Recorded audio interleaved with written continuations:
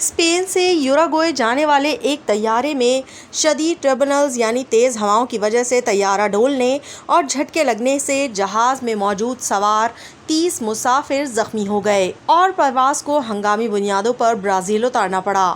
Year Europa کا Boeing 787-9 dream liner جہاز Spain کے دارالحکومت میڈرڈ سے یوراگوئے کے دارالحکومت مونتیویدیو جا رہا تھا۔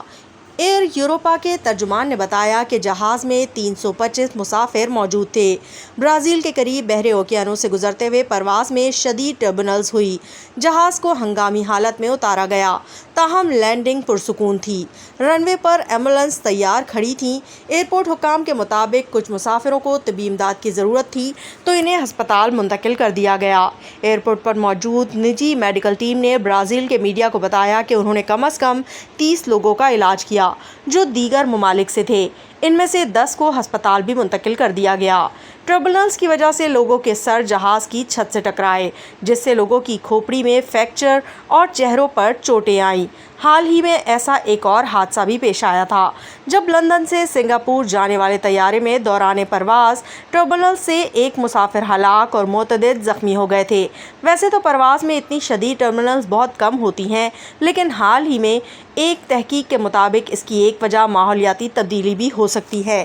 یہ عمل فضا میں ہوا کے سمندر کے لہروں کے اٹھنے جیسے عمل کی مانند ہوتا ہے اور عموماً ایسے مقامات پر پیش آتا ہے جہاں بادل ہوں، لیکن اس کی ایک قسم کلیئر ایئر ٹربولنس بھی ہوتی ہے جب یہ عمل ایسے مقام پر ہوتا ہے جہاں مطلع صاف ہو۔ امریکہ کی فیڈرل ایوییشن ایڈمنسٹریشن کے مطابق کلیئر ایئر ٹربولنس سے مراد بادلوں سے پاک علاقے میں ہوا کی وجہ سے پیدا ہونے والی وہ شدید ہلچل ہے جو ہوائی جہاز کے ڈولنے یا اسے شدید جھٹکے لگنے کی وجہ بنتی ہے۔ FAA کے مطابق اس قسم کی ٹربولنس خصوصاً پریشان کن ثابت ہوتی ہے کیونکہ پائلٹس کو اس کا سامنا اکثر غیر متوقع طور پر ہوتا ہے اور انہیں اس خطرے کی نشانیاں بھی نظر نہیں آتی۔ ماہرین کے مطابق اس ہلچل کی 3 قسم کی وجوہات ہو سکتی ہیں۔ ایک یہ کہ ایسا اس وقت ہوتا ہے جب گرم ہوا ٹھنڈی ہوا کے درمیان سے اوپر اٹھے، یا پھر ہوا کے بہاؤ کو روکنے کے لیے کوئی چیز جیسے کہ پہاڑ یا بلند عمارت موجود ہو۔ تیسری وجہ مختلف سمت میں حرکت کرنے والی ہوا کے کنارے پر طیارے کی موجودگی ہو سکتی ہے۔ ان تمام صورتحال میں طیارہ اچانک اوپر نیچے اور دائیں بائیں حرکت کر سکتا ہے اور اس پر سوار افراد کو اس کی وجہ سے شدید جھٹکے لگ سکتے ہیں، اور اگر وہ اپنی نشست پر بیٹھے ہوئے نہ ہوں تو گہری چوٹ بھی لگ سکتی ہے۔ ہوا بازی کے ماہر جان اسٹرکلینڈ کا کہنا ہے کہ پرواز چاہے طویل ہو یا مختصر دورانیے کی، اس کے دوران مسافروں سے سیٹ بیلٹ کو باندھے رکھنے کو کہا جاتا ہے، تو اس کی کوئی وجہ تو ہوتی ہے۔ محققین کا کہنا ہے کہ ماحولیاتی تبدیلیوں کی وجہ سے کرۂ ارض کا درجہ حرارت بڑھنا فلائٹ ٹربولنس کے واقعات میں اضافے کی ایک وجہ ہے۔